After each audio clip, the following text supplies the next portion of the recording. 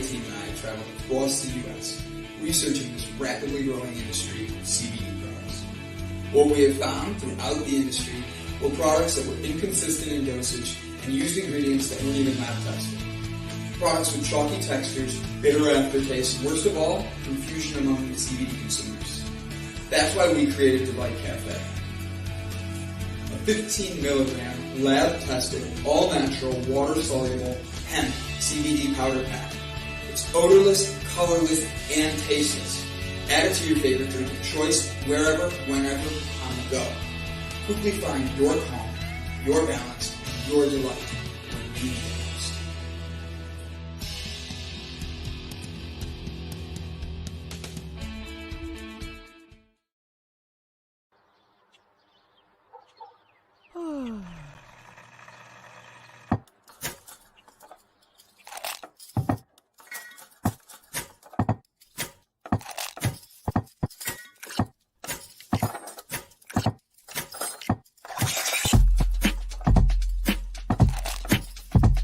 Good morning.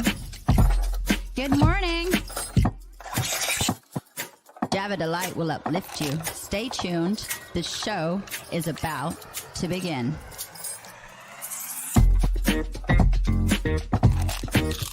Grab your coffee.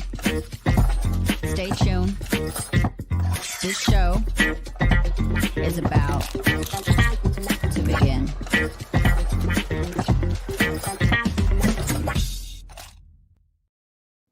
Hi, my name is Gavin Kerr. My name is Brandon Croucher. And you're watching Java Delight. Don't forget to hit that subscribe button and ring that bell. Enjoy the show.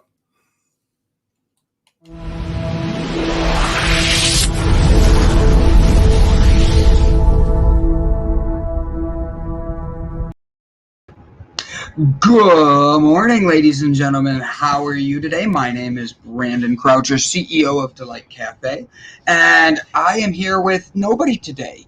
Apparently, there was a miscommunication, and Gavin is at the orthodontist, so we wish him all the best today and hope he's doing well and best with his teeth, because that's one of the most important things, is making sure your teeth are actually in good shape and making sure your body and your mouth are getting cleaned out. So, guys, it's a pleasure to see everybody here today. My name's Brandon. We're going to have a good show today. Good morning to Crystal. She popped in twice. I was trying to go up, and then all of a sudden, boom. Good morning to Brian Tracy. Good morning to Bob Seymour. Good morning to Mike Herzog. Ladies and gentlemen, I just wanted to stop in. That's where the confusion came in. Gavin, you are correct on this. You are correct.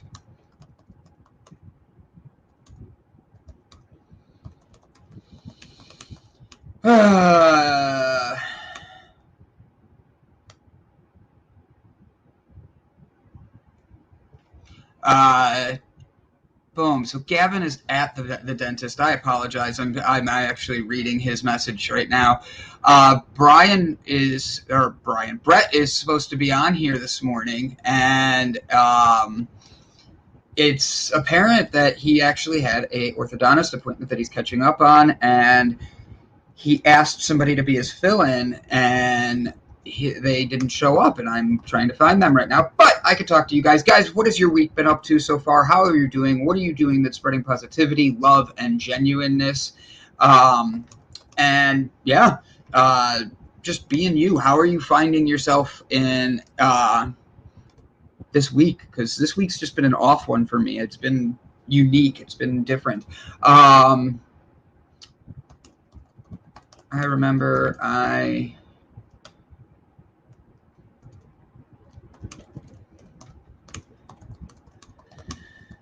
sorry, guys, I'm making sure.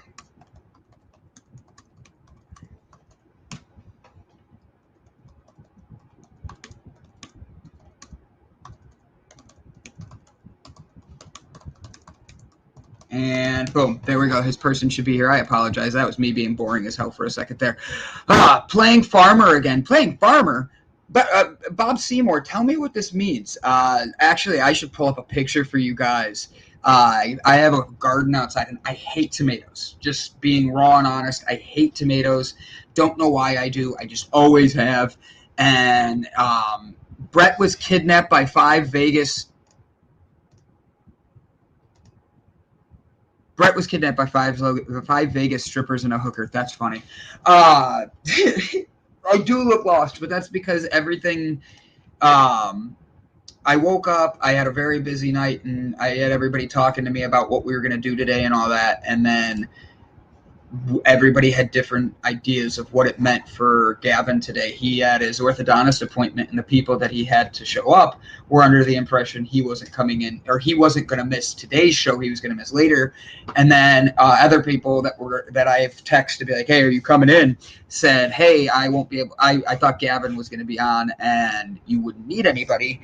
So everybody's under a different impression, and there was just a miscommunication. So now I'm staying with a brother in San Diego, helping him build a fence. That's not farming. That's building a fence.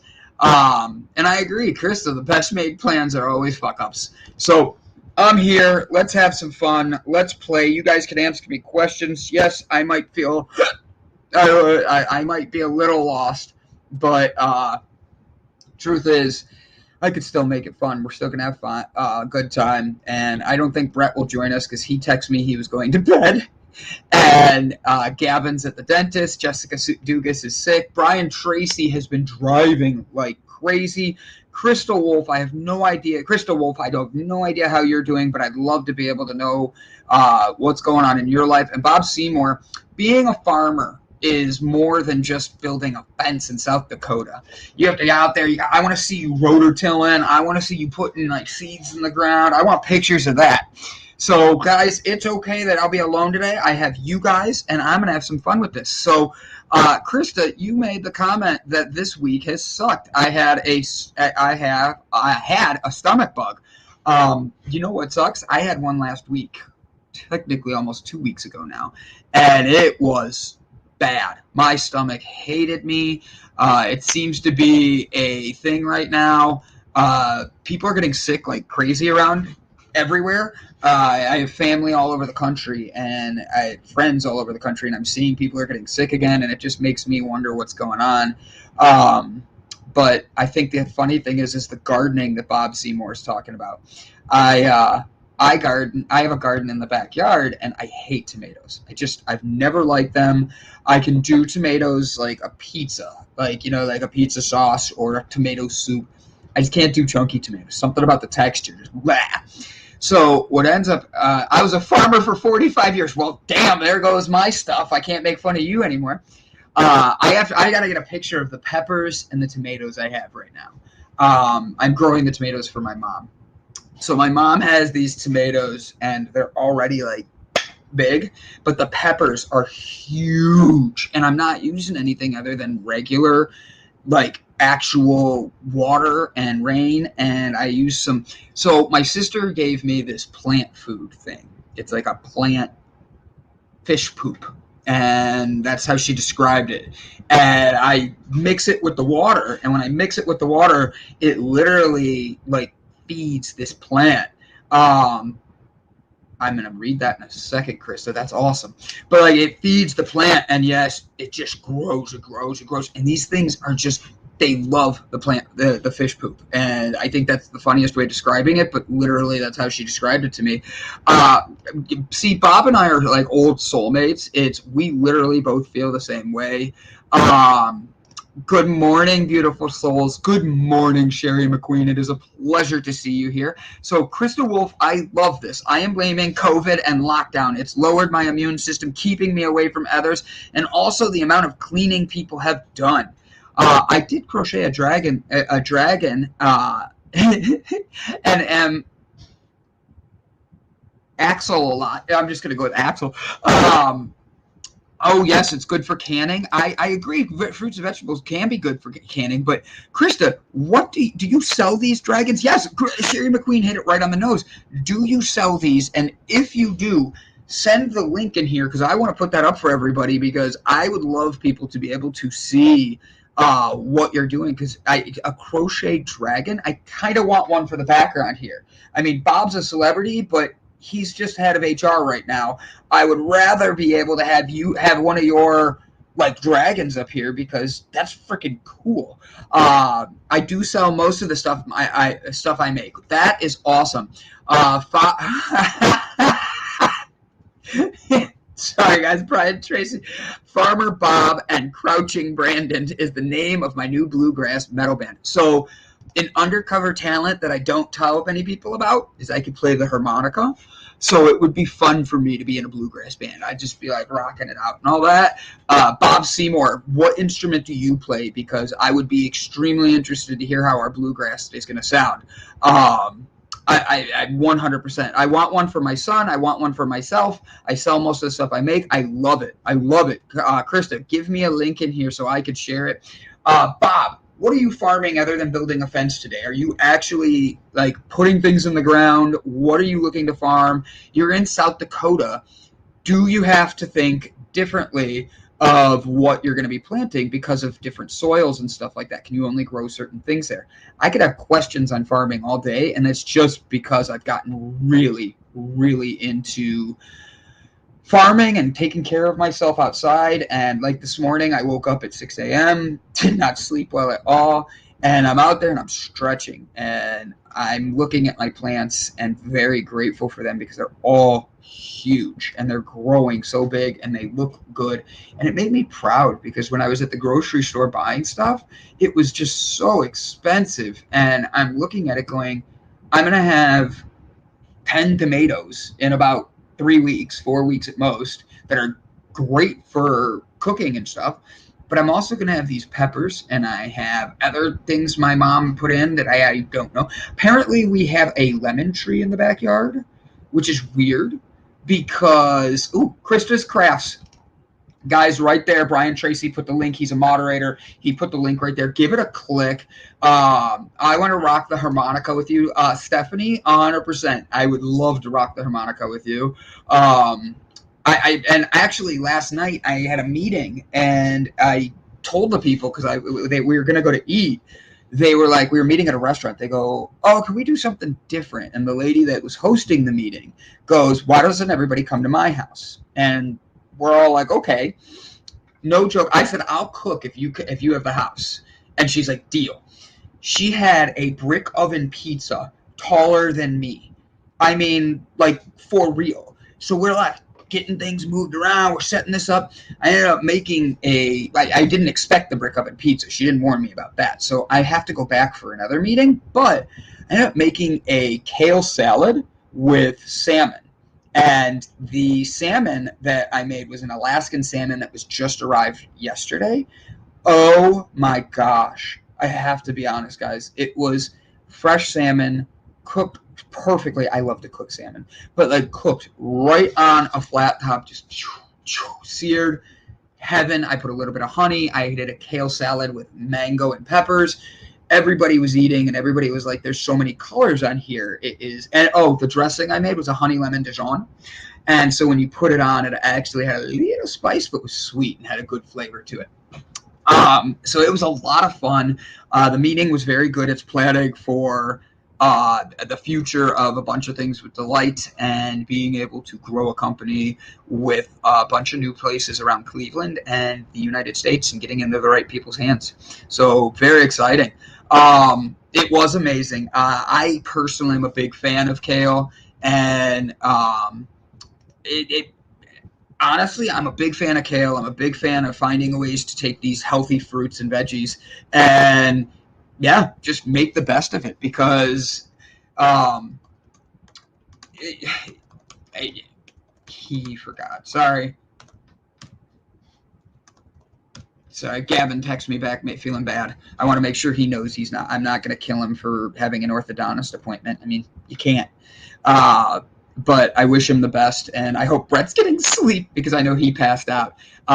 For real, I mean it. So, guys, let's have some fun this morning. Let's play a game since I'm here alone, and you guys really aren't going to want to hear me, and that is a pink shirt.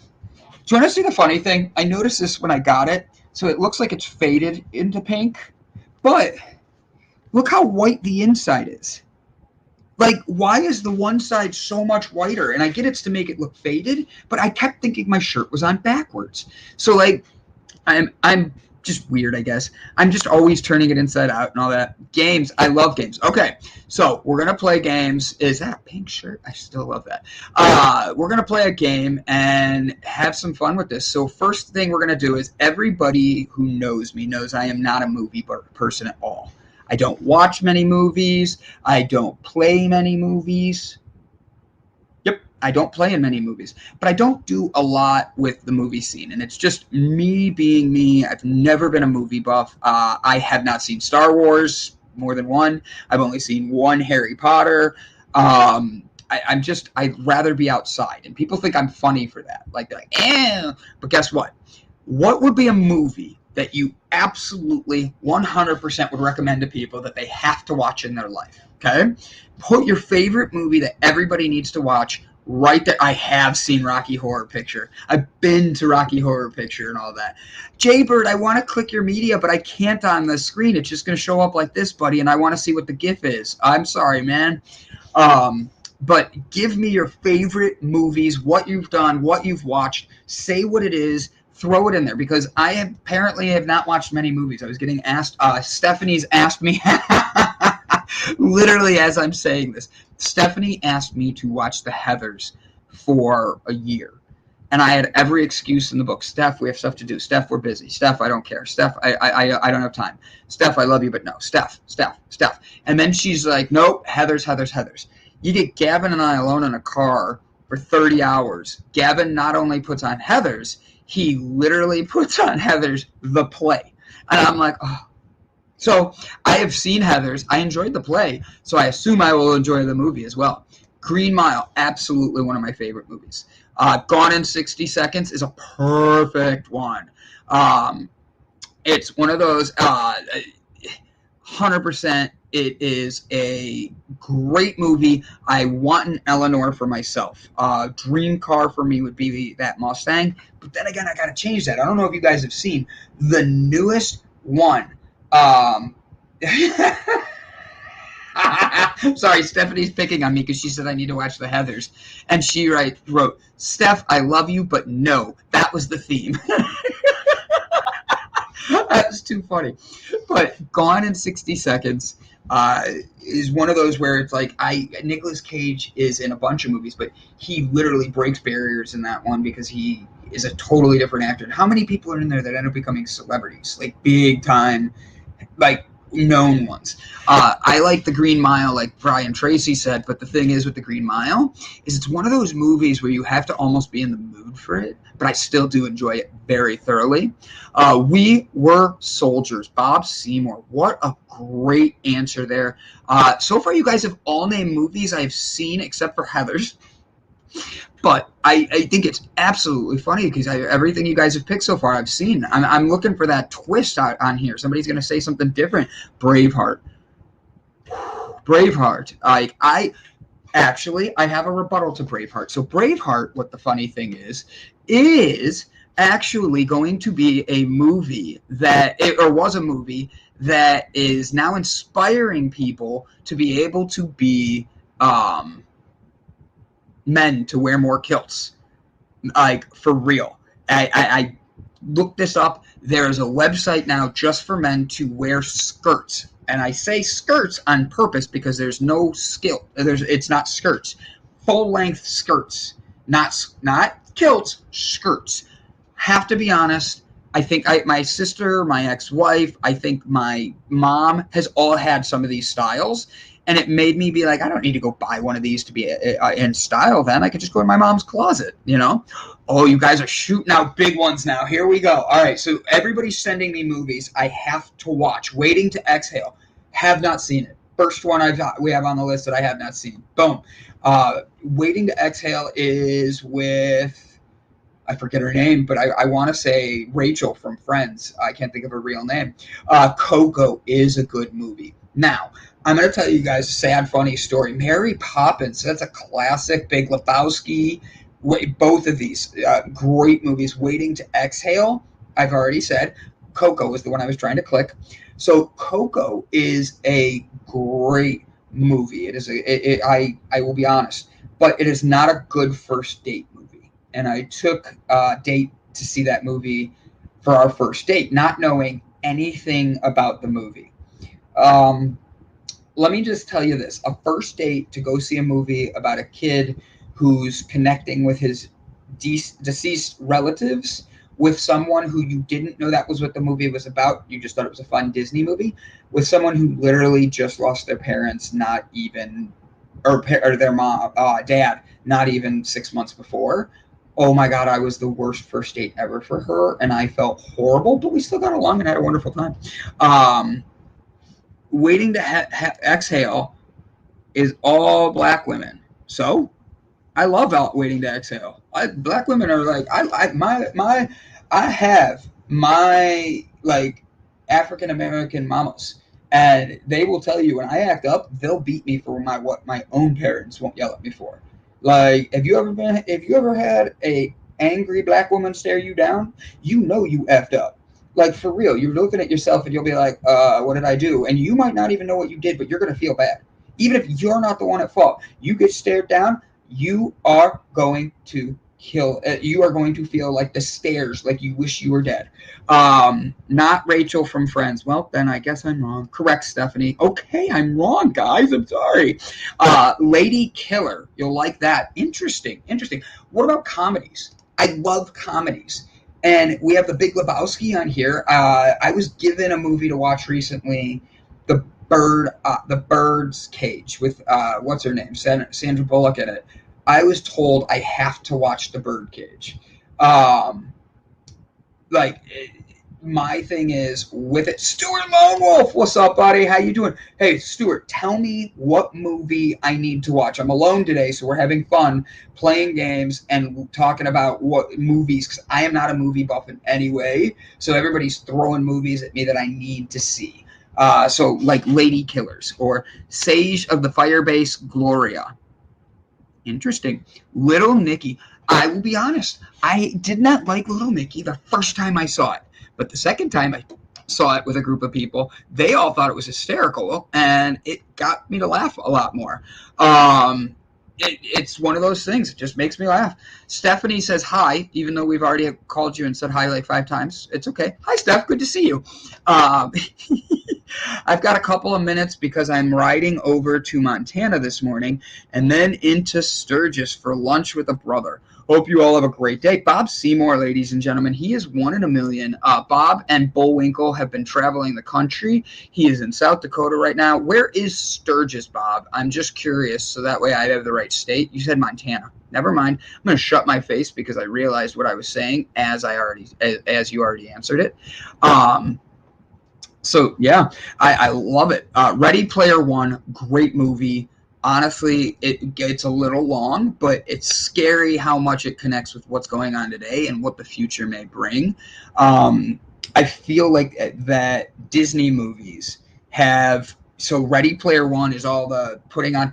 I just found this yesterday in my stuff. Boom. So it's a VR thing. You put it on, and you get to go places and just visit all over the world if you want and all that. So I think, and I mean this, like, you're going to be able to put these on one day, and we're all going to have our phones. You just put it in, and you'll interact with people by, like, talking. And I'll be able to put this on, and it looks like we're all at a cafe. And all of us are able to hang out together and all that. And just this is how we're looking through it. Ready Player One has the full suit, so you feel things and everything. How about the fact that if you think about it, what if Ready Player One is just the preset for WALL-E, and we're headed towards a WALL-E society where we all end up going to space and traveling around, but we don't have to walk anymore and all that? Because personally, I think WALL-E would be sad that we became, because they're trying to save that plant. Good one, Stuart. Everybody's loving the one that Stuart just did. Ready Player One. Good one. American Pie. That is an acquired taste. I have to be honest. I do like it. I wish it, I do want it to be, I do like it. I do want it to be a movie that people would see because it's funny. But it's like with me talking to Gavin about Porky's. He's seen it, but like, it's a product of your generation. He didn't connect with it the way others do. And I think that really does play into it, because American Pie is one that, wow, if you're in that area, if you're in that time frame, like my high school years. It's one that just completely is different. Wozur, the developed have developed. Yes, they have. Very good point, Stuart. Wozur, I'm probably saying that wrong, have developed a haptic vest. So basically, if you put this vest on and you have the VR on and you're boxing, you're fighting, whatever, you'll feel it all over you like you're actually that. Battle. What about Battle Angel Alath? I have not seen that. I have not seen that. Oh, I know what I'm going to say. That's going to make a lot of people be surprised. Avatar. I have not watched Avatar in any way. I just could not get into it. Everybody says I would love it. I did not like it. I didn't enjoy it, and it wasn't anything bad. it couldn't grab me in the first 30 minutes, and I have a hard time focusing as is. And I just went in with like an over-the-top thought of what it should be, an opinion of what it should be, because everybody telling me about it. But end of the day, I did not get into Avatar, and I still have not seen it all the way through. I don't know if that's going to piss anybody off. Please know it's not meant to. It's just one of those things. Safe travels, Bob. We all are wishing you the best. I'm actually, Bob, make sure to send us some pictures, because the truth is I am 100% excited to see what Sturgis is like. I've never been. Maybe we set that as a goal next year. Get Brandon to Sturgis, and I have to have a motorcycle. Cruella. Okay, Krista Wolf. Did you see it in theaters or did you see it on Disney Plus? I ask because, apparently I made Sherry McQueen mad. I'll read her comment in a second. But I wanted to watch Cruella, and then I went on my Disney Plus app and they're like, "Oh, $30 to watch it, or you can go to theaters."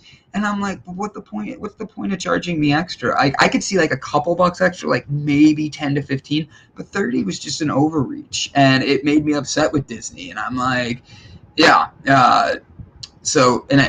She even answered me. She goes, Disney Plus, our cinemas were closed when it was released. How did you feel paying? I know you're not mad, Sherry. I'm just kidding.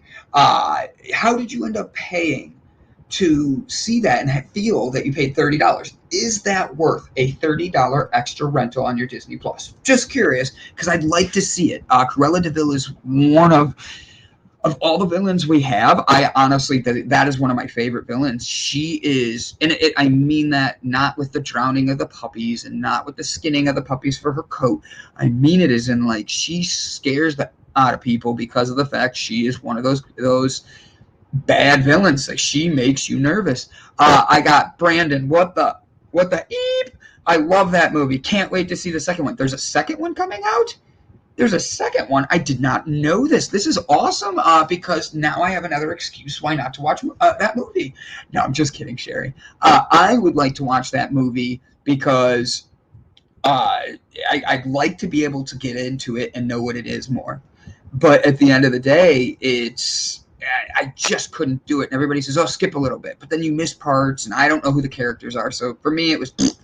Crystal Wolf says yes. She paid $15, which is less than it would cost to go to the cinema. 100%, actually, yes. And if you have kids or a significant other, you're looking at it costing about the same as a movie ticket nowadays, or 2 movie tickets. So that's an interesting perspective. I get it. No puppy killing, skinning, or anything. Disney portrayed it very well. Interesting. Garcon is your favorite villain? All right, guys, tell me who your favorite Disney villain is then, since we're going to play that game. I'm going to play that. If Garcon is your favorite Disney villain, all right, where Garcon is my favorite is on YouTube. One of the guys who plays Garcon in Disney World he's a character. He gets right into it. He has fun with his audience, and he's like, he'll play the role of Garcon so great that everybody wants to get their picture with him because he's a villain. Most people don't think of him like that. Brit Brat, what's up, girl? How you doing? Hope you're doing great. Good to see you here. Sturgis, South Dakota. My bad. I said the wrong thing. Bike, a leather onesie, old movie, Easy Rider 69. That is funny. A movie to suit your humor level Happy Town Murders. All right, Stuart, you got me. I'm writing that one down because that was one that I have not seen, and it would be awesome to see. I hit the wrong one. Maleficent. Maleficent is a great movie. I have already seen it. Yeah, Crystal Wolf is is saying the same thing as Stuart, that Happy Town Murders. Happy Town Murders. I've never heard of it, but I gotta watch it now. Happy Town Murders. Interesting. I have a movie to suit your humor. I love that. Jaybird, just out of curiosity on this one, how do I find a leather onesie, and does anybody really want to see me in a leather onesie? I'm adorable, but I'm not that adorable. Of course, he's my husband. So, Krista, give me this movie. I know that's adorable too. Do you recommend that movie for me? I'm just curious because now that I see this by Stuart, Happy Town Murders just sounds like an interesting movie. I'm making a list. Stuart, look what you did here, buddy. I have like 9 comments of all these people saying that they're going to watch that movie now. CK Ford, Brit Brad, I see you guys just joined us. Do us a favor. Throw a movie that you think I should watch. I'm not a movie buff in any way. Gavin's getting his teeth done. And Brett is apparently passed out asleep. So I'm by myself, which is totally okay, apparently. I do recommend it. It was hilarious. And I have to get a custom-made onesie to do the leather onesie. I'm fine with that. Do I do the assless chaps, though? That's my only question, because it is leather. Krista says, I do recommend it. It was hilarious. So, boom. Just don't watch around kids. That's funny you say that, because, like, I've watched so many movies that the funniest live-action puppet movie you'll ever see. Puppet movie? It's a puppet movie? Oh, this is going to be fun. This is going to be fun. The Fifth Element with Chris Tucker and Bruce Willis. I know I read that backwards. But, like, here's the thing. If I'm going to watch, I love The Fifth Element, just so you know. The scene where the alien is singing, she is, that scene is one of my favorite scenes. Fifth Element, Bruce Willis.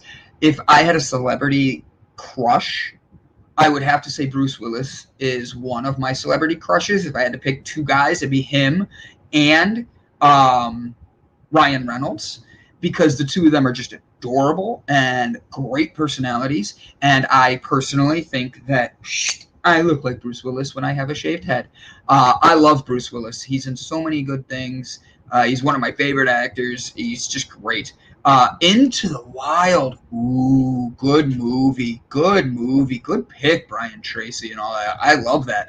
I don't see Brit Brat. Where's your comment about your movie? You want to throw a hi in there and then disappear?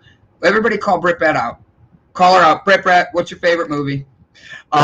Sturgis, though, sounds like fun. Brian Tracy, would you meet me at Sturgis next year? Especially if I'm wearing assless leather chaps all around everywhere? No? Okay. Red is a good movie. So I was watching a movie the other day. Let's have some fun with this. I'm going to turn this into a conversation instead of me just making everybody like laugh at me reading their comments. Love Red, 100%. Check out the movie Shaft with Samuel L. Jackson, everybody. 100%. Yes, I agree. Shaft was a great movie. So my dad is at war right now, and you use Shaft with Samuel L. Jackson, so I'm going to connect 2 different things. But my dad is at war right now with the recycling company, believe it or not, and he is after he keeps calling, and they are not picking up his recycling. And they took his payment out last week and then had some really long excuse. So last night, my dad and I are talking, and I'm like, what are you going to do to make sure that they pick up the recycling? Are we going to take it out early? We're going to take it out late? And he goes, I'm going to write a note that says, pick my recycling up, motherfucker. And I go, oh, is there a picture of Samuel L. Jackson in the background? And he's like, can you do that? I'm like, yep, let's make a meme, Dad. So that's what we're going to do, and tape it to the recycling can, just so that way we can have that. I can't pick a villain, but I love Disney villain makeup line. What? There's a makeup line just for Disney villains? I'm kind of curious about this. You don't have to pick a villain. Pick a movie. Any movie you think I should see, because I am not a movie buff. And everybody's throwing suggestions up there. And I did this because the other day I was watching Crocodile Dundee. And I don't know if you guys have seen this movie, and I don't know if you've seen it in years, okay? It's from ColourPop, apparently. I'm learning. I'll go to Sturgis, LOL. Yeah, I think we're going to have a crew go to Sturgis, it looks like, because there's a lot of us that are excited for that and want to be able to have fun. Me and assless chaps walking around with a custom-made leather onesie. Can I not have a top just because I'm bald? And it'd be nice to have some airflow. I will not only meet you, I will double dare you, and will give you $100. Wow. And that's next year, 2022. Whew, I didn't know this. That is that's a tempting offer, especially because I want to be able to wear my leather like that and be in public. But I was watching Crocodile Dundee, and I don't know, assless chaps, yeah, don't you have a pair, Britt? I mean, I have a pair. CK Ford, I know you have a pair of assless chaps somewhere in your house. Like, I know you probably think, like, your face had to change 6 shades there. Like, but, like, I had to get a joke because your comment came right there. The movie Life with Martin Lawrence and Eddie Murphy. Why do I feel I've seen that one? I feel I've seen that one. Oh no, I don't get down like that. CK, have you ever put on assless chaps? They're so comfy. I have no idea. But I was watching Crocodile Dundee, and something hit me, and I couldn't stop watching this movie. I'm always assless. No assless chaps for me. Fine, Brian Tracy, I'd like to see you in assless chaps. Maybe we get Sherry McQueen in some assless chaps. CK Ford says no, but Sherry McQueen and Stuart Lone Wolf, will you guys wear assless chaps with me? And Jaybird, how about you? I want to know who would wear assless chaps. They're all assless. That's funny. No, that's okay. I'll leave that to you. You can put a pair of assless chaps on while you spin fire.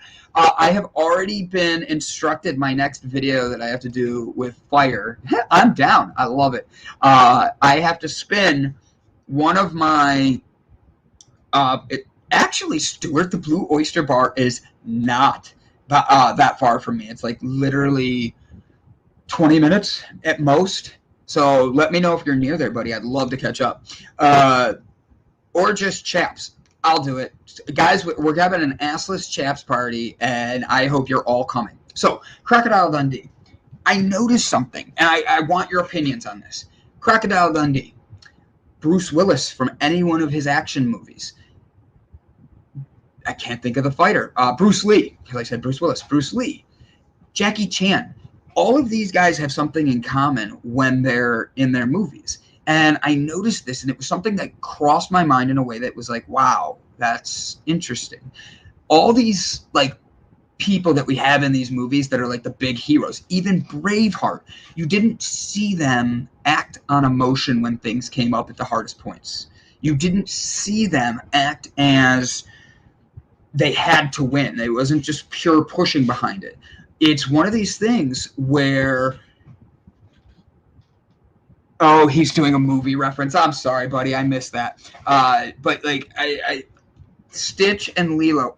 Lilo and Stitch. Yeah, by far one of my favorite movies. I'm Lilo and Stitch. I have a little bit of both of them. Lilo, Stitch. But Crocodile Dundee was, like, down in the subway of New York, and he sees somebody getting robbed. A woman's purse gets robbed, and he doesn't get mad. He doesn't go chasing. He doesn't go running. He doesn't go, hey, and start screaming. He just clocks the guy, and no thought process of it whatsoever. But what about later when when he's like in a fight with somebody? He's just like, I don't think you want to do that.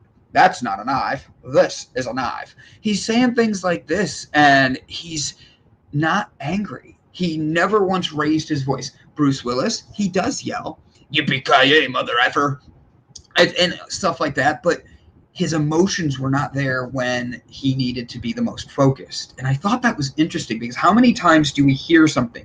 We talk about something. We get into a conversation, and we don't hear everything, and the emotion overtakes us. Bruce Willis in the whole 9 yards. He is a professional killer in that movie. He is also co-starring is the gentleman who is the star of Green Mile. 100% yes. Good pull, CK. Even in that, the whole 9 yards. He's a mafia member. Do you see him have emotion behind things? Well, yeah, he just kills people with ease. But like my thing is, there's not emotion in the hero movies. When he's in Die Hard, he's going through these buildings and he's calm. He sees the guys. He's not like and just attacks. He's in his head processing it, calmly coming to an answer, just like they did in Crocodile Dundee. He didn't sit there and just let the emotions become overpowering to him. Bruce Lee did not either. He stands there, even if there's like 15 people around him, and he's just like,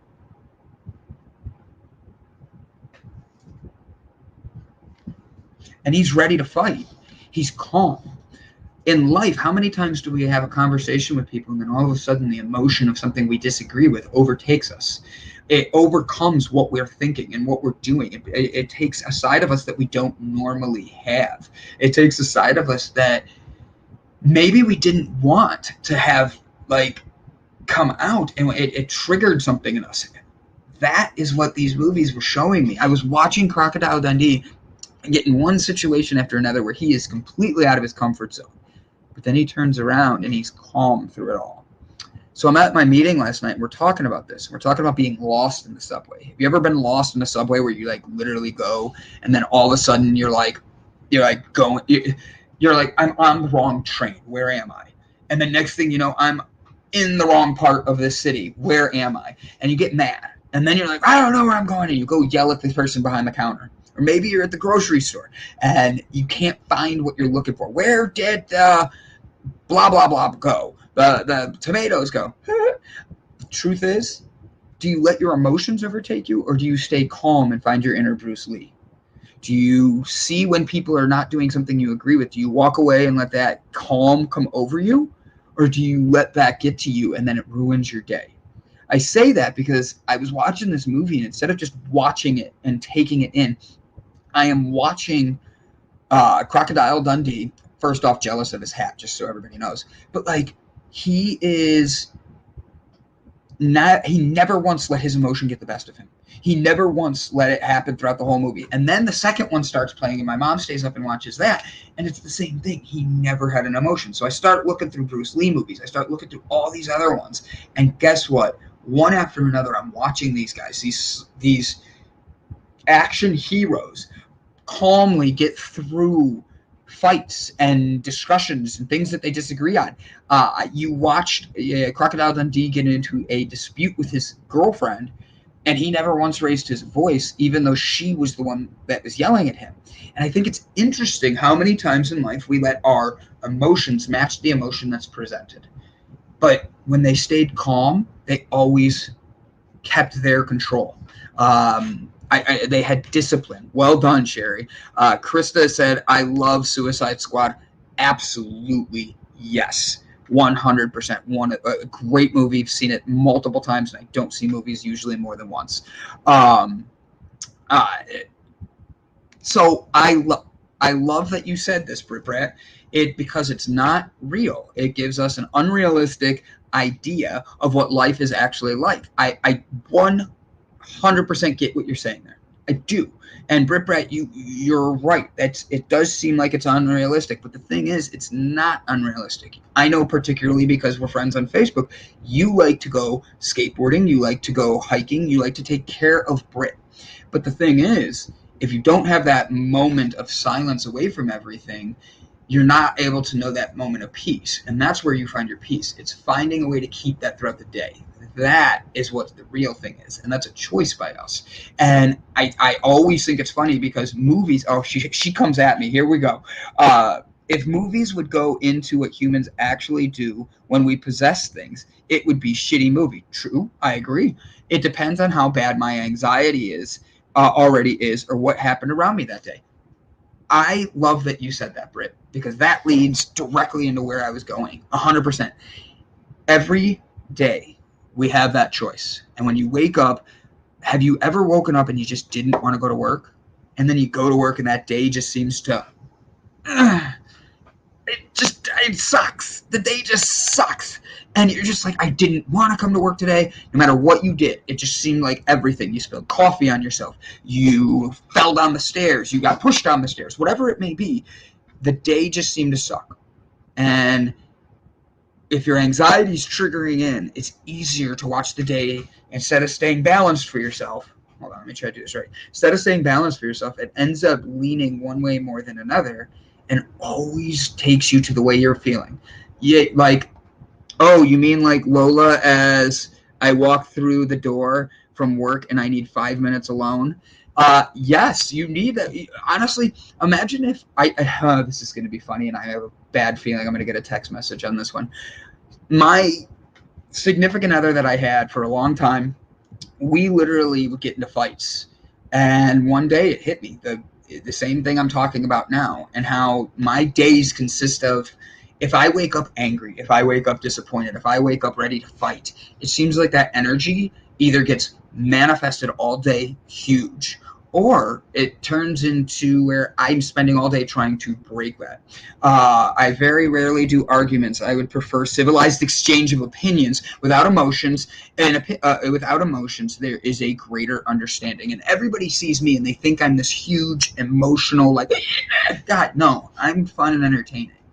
If we're in a dispute and we have a difference of opinion on something, I don't care how different of opinion it is, I will not raise my voice past this level, especially if we're in a dispute. And that's because I don't want to have a fight with you. I'd rather hear your opinion and give you that respect of a conversation to know what you're saying than to have it be where I'm not listening and creating my own opinion of what I should say back. And with that, how many times a day do we do that? Do we not put ourselves in situations where we're seeing that the exchange that we're having, maybe that the other person is just having a bad day and you don't know anything about it? And it's easier for you to walk away than to absorb that energy. Bruce Lee did it over and over again. And when he was around an energy that he didn't like, he'd leave. Look at what Chuck Norris did. Chuck Norris is a badass, and he did the same thing. Any time life came at him that he didn't want to be around, that was a negative energy, that something he didn't like, even in himself, he would go out. I shall now partake of my taco truck breakfast burrito. Please show reverence. Brian, I love you. This week has been an interesting week. I will say that, but I will say when we take care of ourselves, we put the best foot forwards for Britt, for Brian, for Stuart, for Krista, for Brandon, for Sherry, for Mike, for Jaybird. I'm trying to make sure I say everybody because I know Bob's not here. But like, when you put your best foot forwards for yourself first, you see the difference it makes for you. You see the difference it has in your life, and you feel better about you. Because the truth is, how many times does somebody else's negative energy, whether it's through a text message, a call, they need to talk to you now, and then it's something very small. I had somebody call me yesterday freaking out, screaming and yelling about a tire that they had popped. And I literally go, what can I do? And they're like, nothing, I just needed to vent. Cool. So you vented, do you feel better? No. Okay, so what can I do? Nothing. So you just wanted me to listen to you yell. That is an emotion I didn't want to absorb. I had to let it flow through me and go out. And I had to channel my inner Crocodile Dundee. I wish I had his hat. So I say that to say, guys, take a moment today. That 5 minutes you want when you walk in the door, take it for you. Like, that 5 minutes might be what changes your energy and changes your day. Like, no phone, no technology, just you.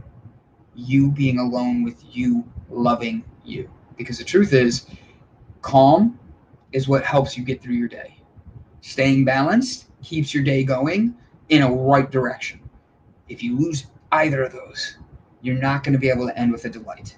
And you knew I was setting that joke up, that line up. So, 5 minutes with fire. By the way, I have been instructed the next time I spin fire, if Jessica Dugas is here, I've been told, I sent her a video of me spinning to help her feel better the other day. And she goes, Brandon, here's what I need from you. I need you to send me a video of you in one of your onesies spinning fire. And then I told her about a few of the onesies I have spun fire in for shows. And it's turned into a I'm supposed to make a music video of me in one of these because she thinks it's so funny. So if you are here, Jessica Dugas, you and Phil should be getting a video of me spinning fire in one of my suits very soon. I try very hard to help someone with negativity. And like you said, let that flow through and out of me. Amen. Preach, Brandon. Oh, thank you. I appreciate that, Cherry. Filter the emotions before responding. Dynamite is still used for fishing, correct? That's how they open up Crocodile Dundee 2. He's fishing in New York Lake, and he's throwing a stick of dynamite in the water. Make her your boom with a smile. It may help someone with their day. I agree. I love that you said that. I love that.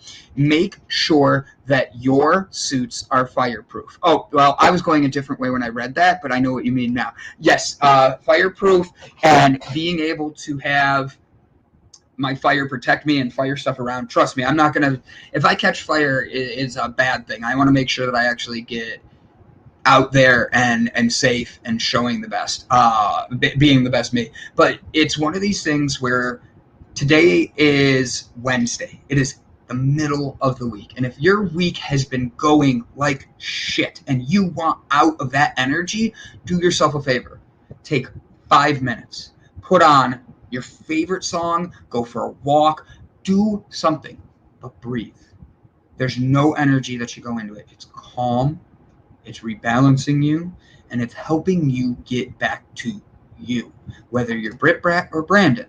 Man, I can change my whiteboard at work every night with positive quotes. I've had many people tell me how cool that is and how they look forward to it. Britt, I think that's amazing. You don't know who reads one of those that reads it and it takes their day from like complete crap from something to a damn, I never thought of it like that. And those are those little things. Have you ever just held a door for someone, not expected anything back, and then you say, have a good day? And they're like, thank you. Or you're standing in line and the person in front of you starts complaining about something. And instead of being like, yeah, the weather's been crappy lately, you turn around and you say like, well, at least my flowers are getting watered. At least my vegetables are getting watered. Like, at least my car can get washed. Have you ever done that?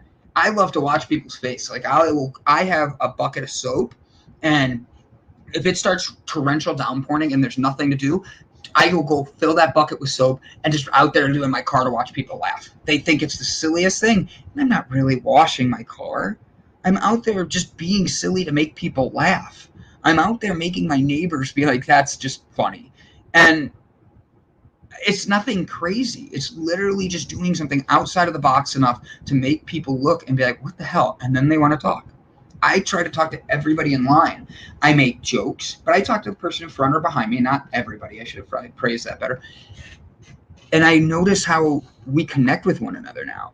Like 100%. Like, have you noticed you connect with people through complaining? Have you noticed you connect with people through negativity? Like, Brett, what if you switch those quotes to being like, the world is doomed, the COVID shot's fake, fake news, Marvel is the worst. I don't know. Like, you put stuff up there that would upset people, okay? What's going to happen around that? That's an energy of negativity that just keeps flowing, whether you're the start of it or you're just continuing it.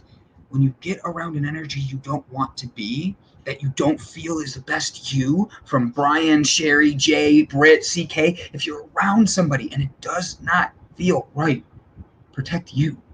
And Sherry, I love that you're out there trying to help people with their pain, but you need to make sure, because I do the same thing, and this is an empathetic, I am an empathetic extrovert. Excuse me. Which means I'm 100% willing to do anything for anybody and will not have a boundary on stopping, because I'd rather see you happy than me. That sucks. And the truth is, I've taken on a lot of people's pain in my day. A lot. And I know all of you have felt the same way. But the thing is, the only way for me to get better, for you to get better, is to learn how to let those negative energies flow out of you. Because anybody can complain. Anybody can find the negative. Anybody can find something to be upset, hurt, angry about. Positive quote of the day. A positive mind finds opportunity in everything. 100%. Fireproof. Open rear chaps onesie dragon staff. Oh my gosh. I think that is going to be in the making. We learn not to take on others' baggage. CK, 100%. And self-preservation. Like, I look at this and I see this conversation and I want people to see the best of this, because it's like, how do you not carry other people's emotions? Like, CK, if I called you right now, and I'm asking this as a general question, she's just the one that made the comment, so I want to play with it. If I ask you right now something and I call you in a negative state of mind and I'm yelling right off the bat, are you really going to hear what I'm saying? Like, oh, Stuart, I love this. Don't use other people's pain to hide from your own. And I know I did that for decades. I'm not even going to say years, decades. I'm 38, and I've spent my whole life viewing my life as everybody else's more important. And then I had to learn how to stop that. And then I still gave to people. I still went out of my way to make sure everybody else was happy, but I was not taking care of me. I needed to set different boundaries for myself. It taught me how to respect myself. And then I learned I can't be around somebody who's going to yell. If you're in a relationship and you're the one that doesn't want to yell, do yourself a favor and reset that boundary. Hey, I'm going to walk away for 5 minutes. Like Britt Brad said, all I want is 5 minutes alone. Honestly, how many times do my niece, whenever she's acting up and being a pain in the butt, I can easily hand her the iPad and she's going to go be in her own world. How many times do we not do that? And we take it personally, like, you're not even giving me 5 minutes. Please give them an iPad, give them a tablet, give them a phone, and give yourself that time you need, especially if you're feeling out of your own energy. If you don't feel you're going to be able to bring the fire that's inside you, that's the essential fire that makes you, guess what? You're just putting out your own fire. You're letting somebody stomp on your fire. Don't let others stomp on your fire. Let your fire be the one that, with breaths, that's why they say to breathe, is it takes you back and you have the coals of your fire burning deep down inside you. And when you take a moment to breathe deep in, hold it, and then out, and you do that for a few minutes, you're actually getting oxygen back through that fire of yours, back through who you are, back through CK Ford's fire, back through Brian Tracy's fire, back through Jay Bird's fire, back through Britt Bratt's fire, back through Brandon's fire. And when you take those coals and you breathe in and out in yourself, and you take that moment for you, you create a fire that is going to burn. And it's going to burn hot. And the hotter it burns, the more you get out there, the more people want to be around it. So do yourself a favor and stop wanting other people's fires. And then stop letting others step on your fire. Because the truth is, that can be your biggest victory. It's Wednesday. It's hemp day. It's the middle of the week. Get over the hump. I don't care who you're humping later. Just get over the hump. And do yourself a favor and set the proper boundaries for yourself that say, I am not going to take on other people's actions. I am not going to take on other people's emotions. I am going to set a boundary inside me that protects me. Because guess what?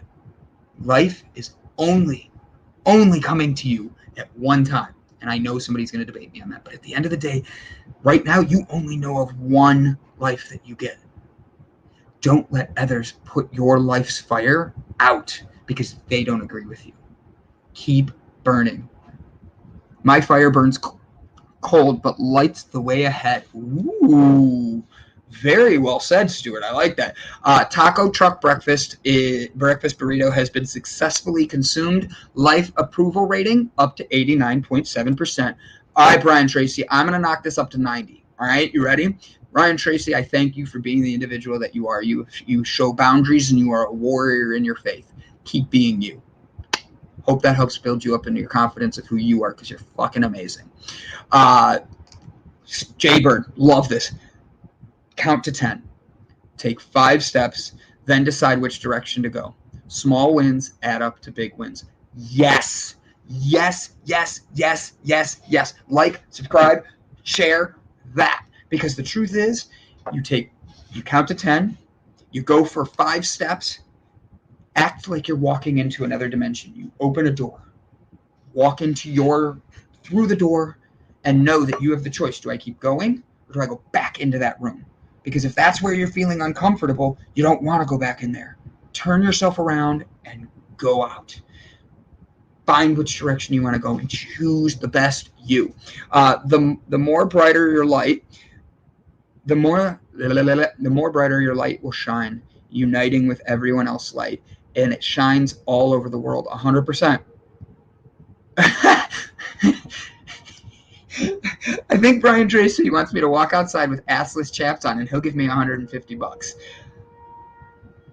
I may, if you guys can hear that siren going in the background, that is a tornado siren, and it is a beautifully sunny blue day out there. So that's kind of funny that I can hear that over my soundproof speakers, my noise-proof speakers. But I 100% agree with you guys on this. You need to take a moment for yourself. You need to take that moment. Now, apparently, our guest isn't showing up either. It is a very unique day. Perfect. I'm going to read this. Hi, Mary. I'm reading your bio right now. I see you're back there. Get yourself set up, and I'll read your bio. So, guys, we have a very, very awesome guest today, Miss Mary Wolken. She works with Neuro-energy therapeutics that change the roots of pain, trauma, and learning challenges through kinesiology and bioelectrical balancing. Now, before anybody says anything to me, I actually did look up that word and how to say it correctly because I did not want to be made fun of by you guys. Mary was trained in taking care of people in a crisis since she was 7 years old. She became an EMT, a cell emergency researcher, an intuitive healer, received formal training in homotherapy, neuro-kinesiology, and light wave therapies. Recently, she has developed the way to unwind the COVID vaccine stress. Ladies and gentlemen, this is an honor to bring on with us today the one, the only Miss Mary Wolken.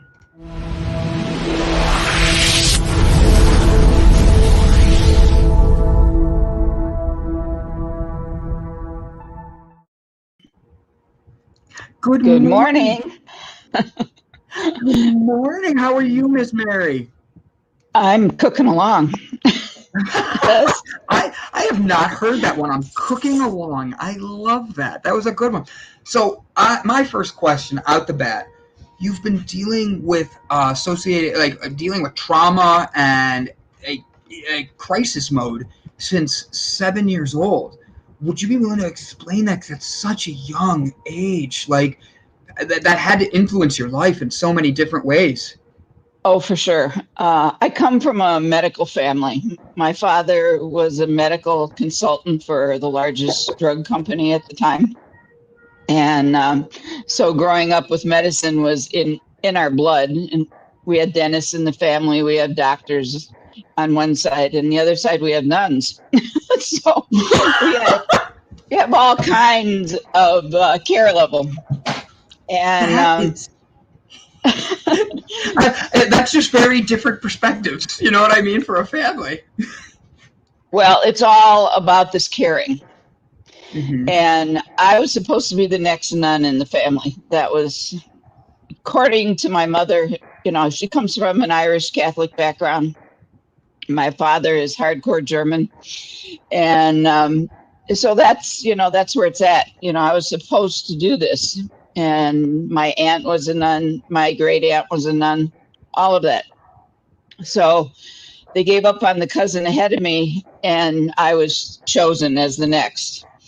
But at 7, I was in Brownies, and it's the youngest form of the Girl Scouts. And my mother was one of the leaders. And as an Irish Catholic, and I have nothing against Irish Catholics, by the way, I'm close to them, but they have a way of raising their young. It's my way or the highway. That was the typical mode. But she came up to me one day and she said, I'd like to talk to you. And I'm going, what? She never talked to me like that.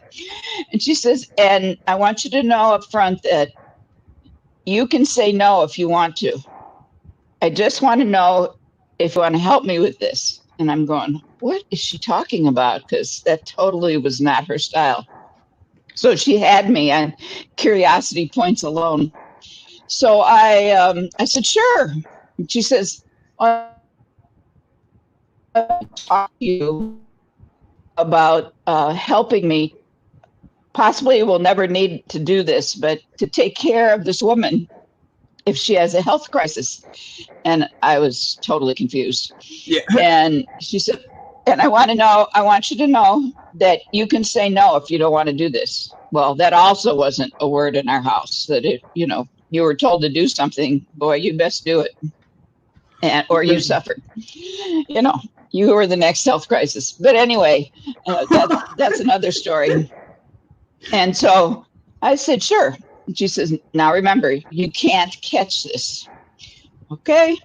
She said, there is one of the leaders in the scout troop who has a health condition. And you can't catch it, but she may need help sometime when I'm not there. And you might be the only one that would know how to help her. Well, At now she 7 had me. years old. At 7.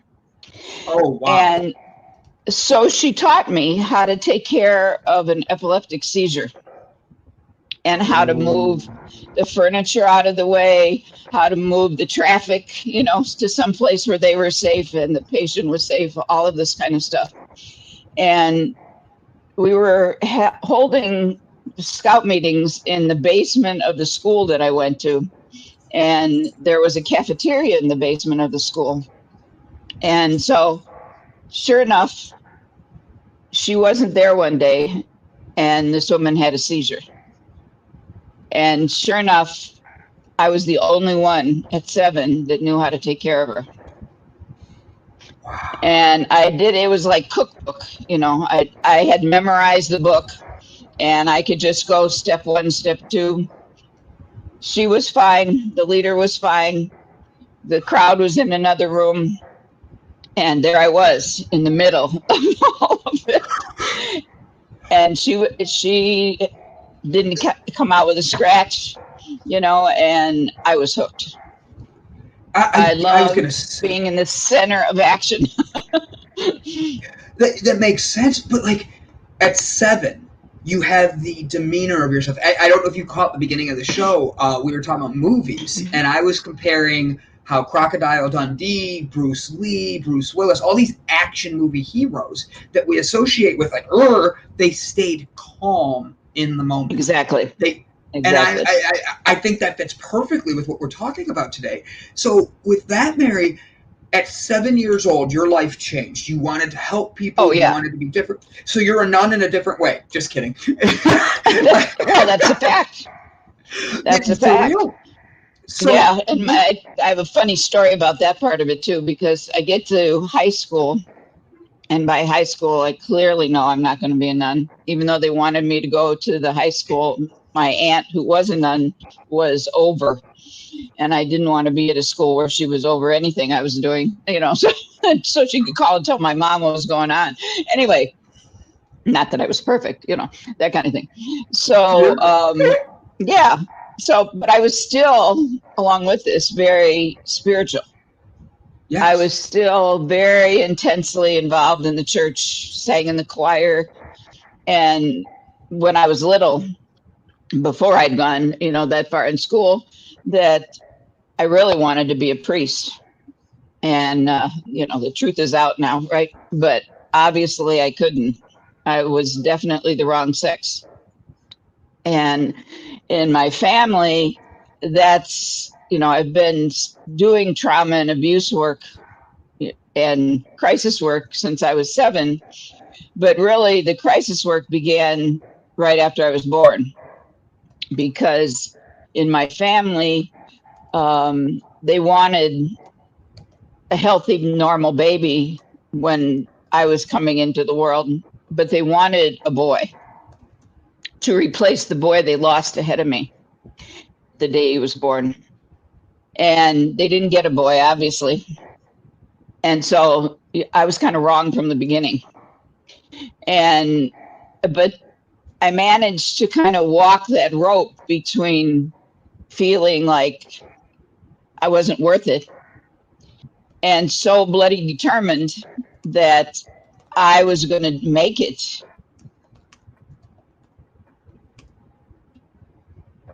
That even going in loving science, where it was mostly men at that point in time as well, I just put blinders onto that and kept going.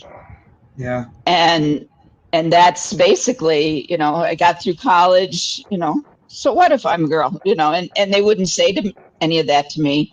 Sometimes I would even get defended, but, I went into it in spite of the fact I was a woman. Wow. And never got into the sexist part of things. I think I just aided it and made me more determined. And so that's actually, I was going to ask, I see it with your comment about your family and then wanting a son, and then obviously they didn't get it. How did that affect you growing up? Was that like a fire for you to keep pushing forwards? And yeah, my other thing, part of that was going to be, when did you realize that was their negative emotion? That I was a woman? Yeah. But that's not your fault. Like it's them being judgmental, and even if it's family. When did you realize you're better than what you're being put on you? I think it wasn't a matter of me thinking I was better. It's just that I was, and that I could, and I would. And so I won the scholarships to, go to the university, a university, of course, that the family didn't want me to go to necessarily. But I went because it was me and got me through my undergraduate work, and had friends that were both in the sorority I was in the fraternities we dealt with the men that had headed that department. And one of my best friends, a young man at the time, left to go to school in Arizona, and he kept in touch with the department. And we came to the worst year of snow in Illinois history, at least in my mind. And we got snowed into campus. Our pledges got snowed out. And I go, this is not for me. And at that point in time, they felt like I was going to graduate school there. So they wanted to introduce me to the animal that I would be doing my research on. And so one day I was in the lab, and they brought in the cage of animals. They didn't ask me if this was okay. They just were going to show me the cage of animals I was going to be doing my research on. And when they walked through the door with this cage, I heard these creaky sounds that made my nervous system cringe. I go, oh, no, I'm not working on those. That is not going to be my graduate work. I can get, you'll get used to it. And I took one look at these about 3 to 4 inch long, at least, cockroaches. And yes, exactly. And I go, no way, I will never work on those things for graduate work. I don't even want to look at them. So I never liked cockroaches. And you're not giving me the biggest ones on the planet either, just so I can work on them. Nope. Were they alive? Oh, for sure. They were creaking. You could hear them across the room as they moved. They creak. Oh, no. I'm with you on that one. Cockroaches, tarantulas, keep those things away from me. Well, if they would have done tarantulas, I might have been able to handle it. But no, this was roaches. I didn't. So anyway, so then I, of course, increased my search for where I was going for graduate school. And we got a letter during the middle of this giant snowstorm from my friend that had come to Tucson, Arizona to do his PhD work. And the letter reads, and I quote, it was emblazoned on my heart at the time. Oh, please excuse the oil on the page. I'm sunning by the pool. Go, that's it. So I get a hold of Jim, the guy that wrote this, and I said, please, can you find me a job out there? I'm going to go to school out there.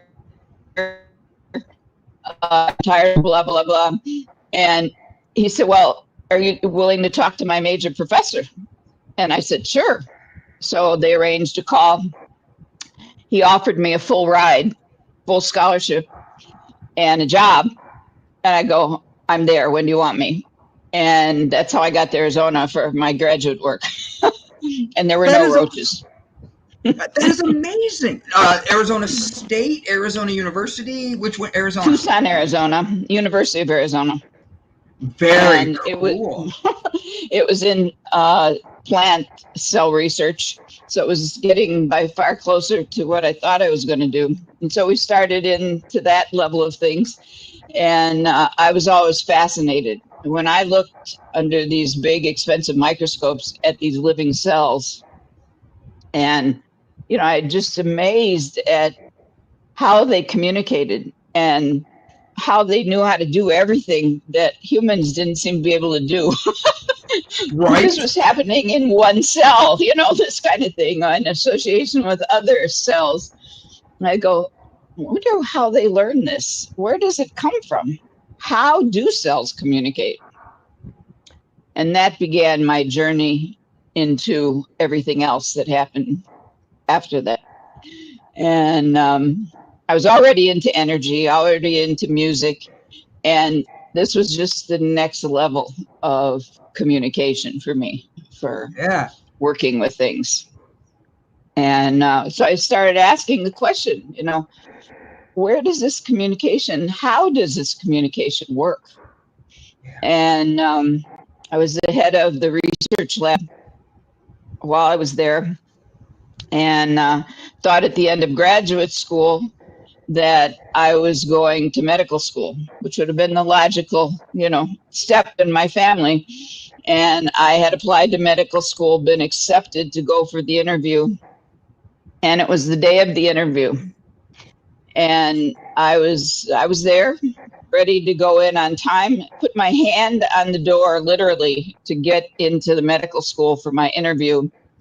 And I heard this very loud voice say, Mary, what are you doing? You know you will never practice this kind of medicine. I went, oh. Took my hand off the door, turned around and went home and did 2 days of meditation and begged the heavens to tell me what in the world I was really supposed to be doing if I wasn't supposed to be going there. And then got a call on the phone from another friend who said, maybe you want to come and listen to this doctor from India. He is coming in to do a lecture and work with people in homeopathic medicine. And I said, homeo what? There was only one homeo word I ever knew. And I said, homeo. He goes, homeopathic medicine. I said, okay, you know, I've done worse things in my life, so I can go to this free lecture.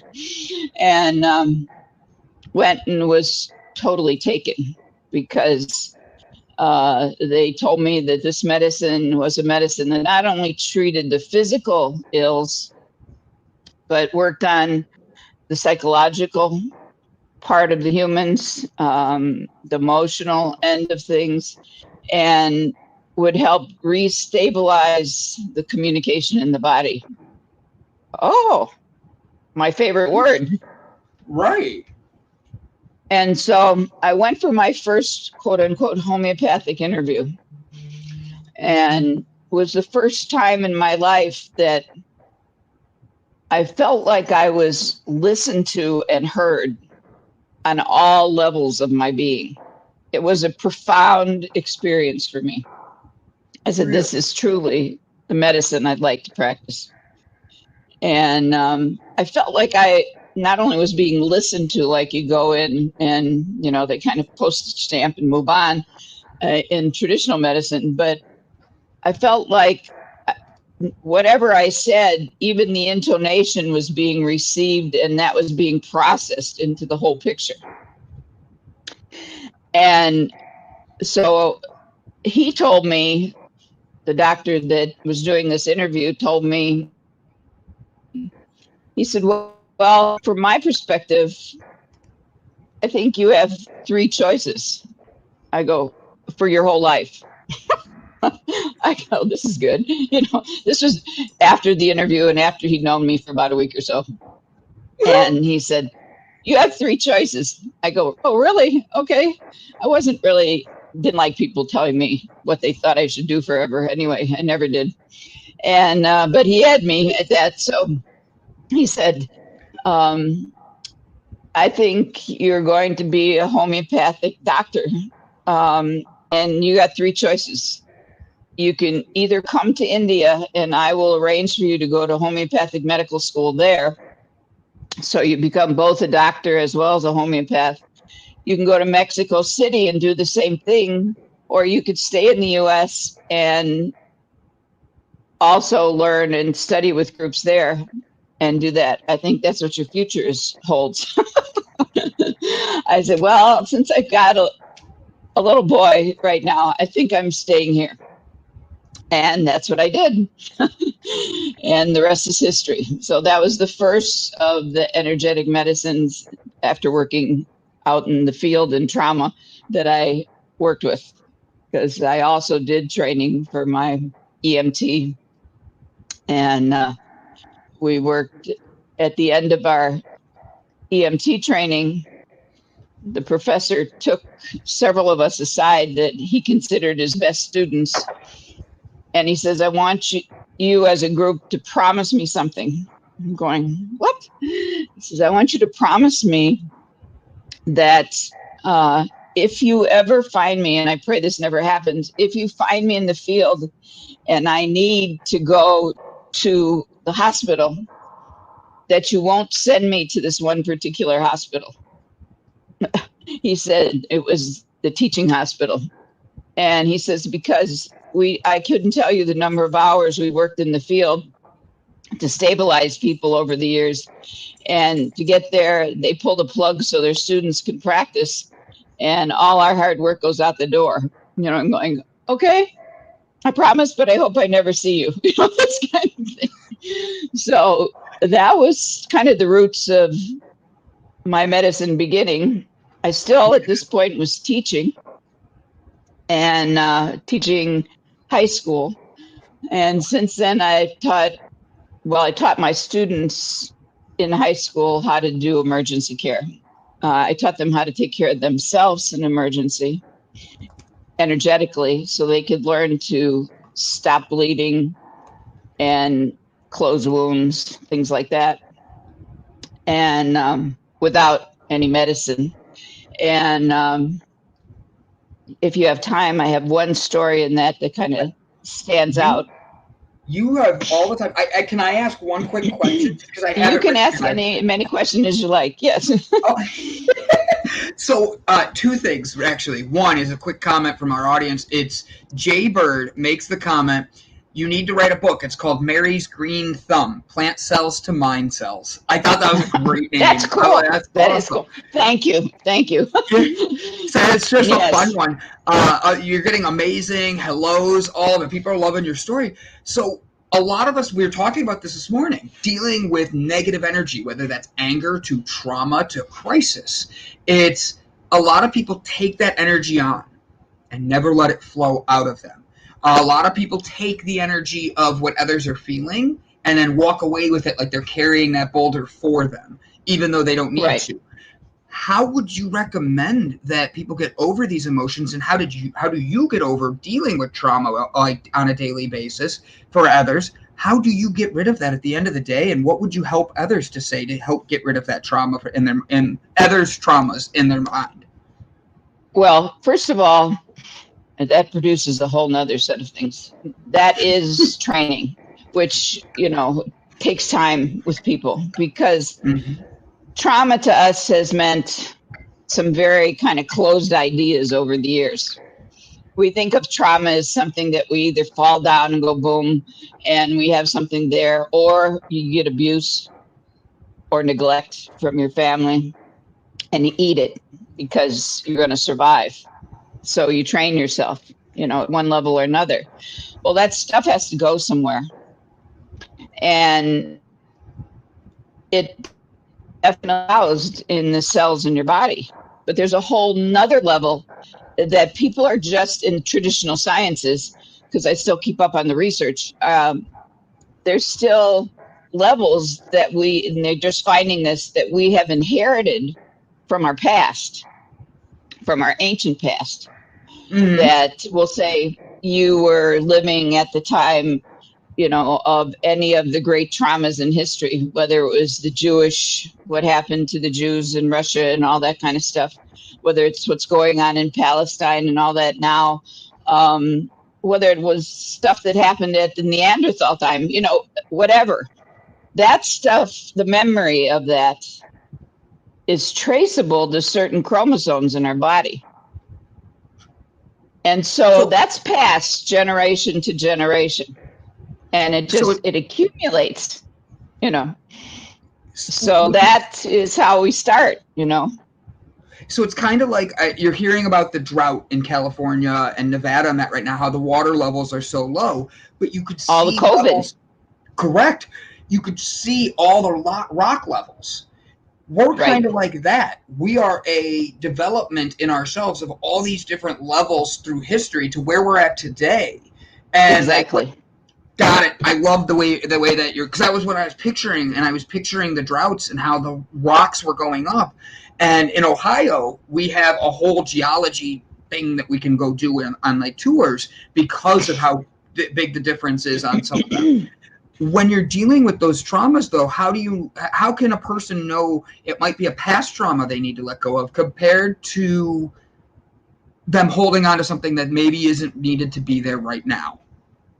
Okay. Well, when I was teaching high school, I was in public high school at this point in time. I'd been sort of invited to leave another private high school. But anyway, that's another story. It was due to this mind over body medicine that I got invited to leave this other place. But at this public high school one morning, had an 8 o'clock class, and this boy comes into class, which wasn't unusual. He wasn't doing anything terribly out of the ordinary. And there was just something he said to me that set me off. And I could feel myself get really angry for no real reason, mentally that I could see.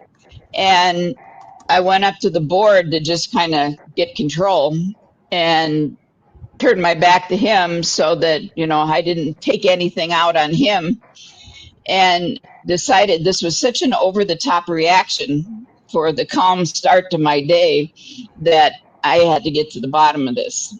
And so I went home that night and processed the words and my reaction to see where this came from.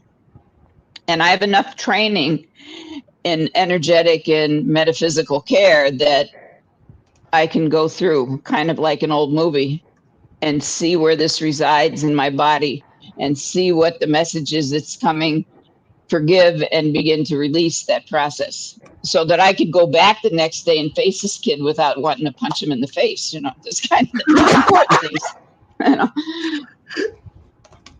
So yeah, and you don't know when these things are going to come up, but crisis situations, even tiny crises, can trigger things in people that they have no idea where they've come from. And for most, they don't have any idea where they're going, except they're going into some kind of reactive pattern. And that's the worst of it.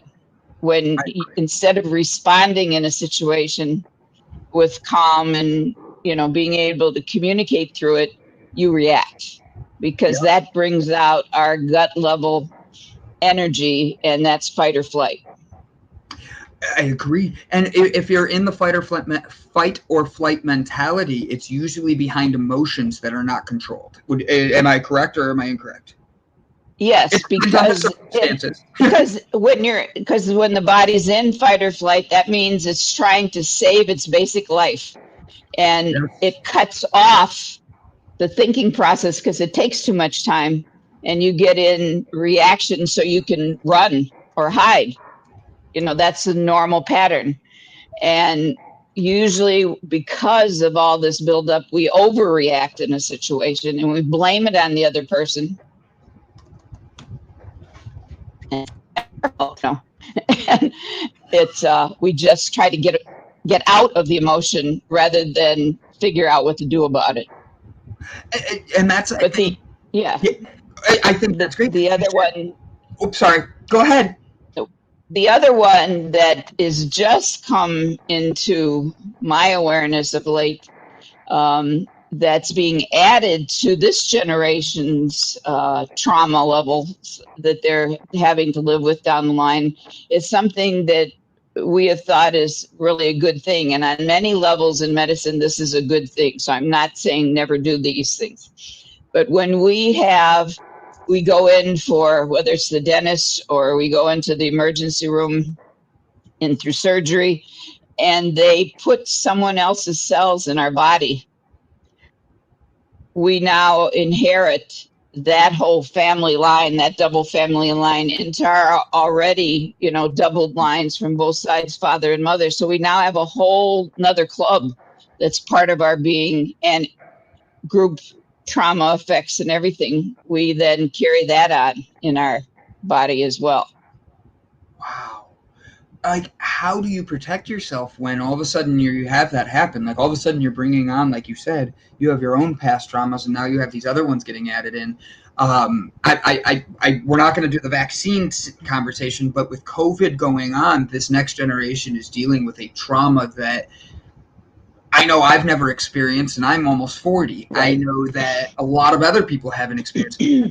With that coming on them at such a young age, like my niece is 9 and she's dealing with these things and we're not sure how to give advice, but like, then you get these shots and you're bringing in other areas of other people's histories and their traumas. How can you balance yourself and keep calm through that? Well, what I've done with my clients is I've actually developed ways to help them reduce the effects of both the poisons that are going in with the vaccine, which are in all vaccines, and then help them afterwards on an individualized basis as well to see how it's affecting them. And going forward, my ongoing clients, I always now keep the COVID frequency in the energetic machines that I use to see if any level of the COVID picture is involved in their system, or is the spike protein hooked up somewhere, hooked up to the cells in her gut or wherever. And then I can de-stress that or treat them specifically for that area to get rid of the overreaction of the body to that spike protein in particular, or to the toxins that are there, because each one has its own frequency, and we have to help the body so it only has to deal with the number of frequencies it needs to deal with, and the rest of them we can kind of cool off. So it's just added to the level of awareness and what I check people for when I work with them. But otherwise they carry it. Yeah. And now, I'm going to take a step back for a second. I have to ask a question because I looked it up, but I didn't know the proper way of describing this, and I wanted to ask you this. Kinesiology. How would you describe you're learning through kinesiology? Can you explain what that is? Because I don't want to mess it up. Okay, well, kinesiology, as most people know it, is something that they do with football players on the field to help their muscles calm down and not spasm and get out of some pain that they're in from getting banged around on the field. The neuro-kinesiology that I've been trained in is specific to working on the biochemistry and emotional, spiritual, and physical levels of people. And we can actually, and the easiest way I have to describe what I do in that area is to compare myself to a highly trained auto mechanic that only works on specialty cars. So if you own that specialty car, naming your body, mind, and spirit, and you take your expensive vehicle to this mechanic and you turn it over to him, and he has his that he tests all the circuitry and all this kind of stuff, and he tells you that, okay, we need to fix X, Y, and Z because one's overreacting and the other one is blocked or whatever. You don't question him as far as what he's done.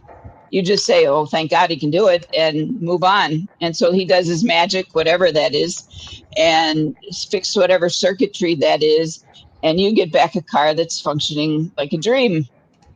Well, I do the same thing with the body. And so I have ways, both with machines that I use to test the circuitry of the body, I have the intuitive gift to be able to check at that level of things too, to see what is not either processing things properly and not communicating effectively between different parts of the body, or like in trauma, has the trauma that you're experiencing now, how is that affecting your body? Where is it affecting your body? And how are you responding to that? Because everybody does not respond to trauma in the same way. And so, and that's based on their home background. And, in our home, because everybody was into medicine and whatnot, we had a specific way that we had to react. You didn't freak out, you went after it and you worked it through. You could freak out later, but you couldn't freak out during the crisis, this kind of thing. But most families ran and hid or screamed and hollered or did something or other, and so everybody's got their own pattern they've been trained in. But there's another level to that all the stuff we've sucked up generationally is involved in this too. And so when you activate current trauma and your body goes through its motions of, okay, this switch is not clicking with this switch properly in the brain, so I'm going to kick instead of just talk. And I feel really angry about what happened, or I feel really afraid of what happened, more afraid than I normally would feel. This might kick in some of this historic trauma. And they wouldn't know what this overwhelm, Now we have no brain power because we've shut off the thinking brain so we could get the reactions going and get moving out of the crisis. And that's part of the issue that's going on across the world right now, is our overreaction to everything.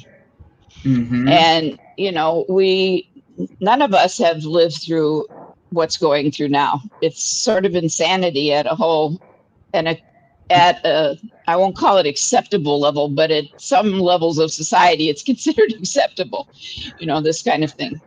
So it is a time where everyone needs to be better trained in how to take care of themselves and their loved ones in a crisis. And that's kind of like the highlight of going forward for me, is how do I make those connections so that we can train families that want to have better self-care and that want to come out of trauma and still want to be able to talk and be happy that your neighbors are next door, and that we can maybe not go back to what we had, but maybe go forward into something better and calmer energetically so that we can understand ourselves and others better. That's trainable. I worked with kids in one of my high school classes when I worked at the alternative school in how to control your mind and your mind's reaction to things so that you could relax and focus and literally save your own life if you needed to. So the one case in particular that stands out in this is one young man that was in my class, and it was every time they came into class, it was, my experience with them that we'd sit down and go, what's new? And everybody get a chance to go around and talk about what had happened since the last time we saw each other.